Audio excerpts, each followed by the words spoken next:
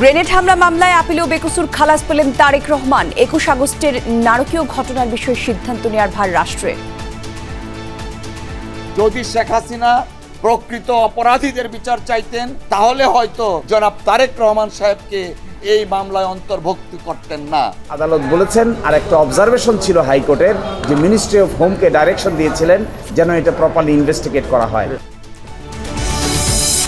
গণহত্যার মামলায় সাবেক আইজিপি মামুনকে জেরা। চার্জশিটভুক্তরা প্রার্থী হতে পারবেন না নির্বাচনে, থাকবে না সরকারি চাকরি। উপদেষ্টা পরিষদে আইন সংশোধন। সেকশন 9(1) এর অধীনে আনুষ্ঠানিক অভিযোগপত্র ফরমাল চার্জ দাখিল হলে তিনি সংসদ সদস্য হিসেবে নির্বাচিত হওয়া বা বহাল থাকার অযোগ্য হবেন। সংস্কারের নামে গণভোটের দাবির সমালোচনা বিএনপি নেতাদের। পিআরের ধোয়া তুলে নির্বাচন ভণ্ডুলকারীদের প্রতিহত করবে জনগণ। এই ষড়যন্ত্র আপনাদের কোনো লাভ হবে না, লাভ হবে দিল্লি, লাভ হবে শেখ হাসিনা। আমাদের এই দাবি না মানলে আমরা নির্বাচন করব না, অথবা আমরা আন্দোলন করব। এটা হচ্ছে অগণতান্ত্রিক, এটা শেখ হাসিনার চিন্তার প্রতিফলন।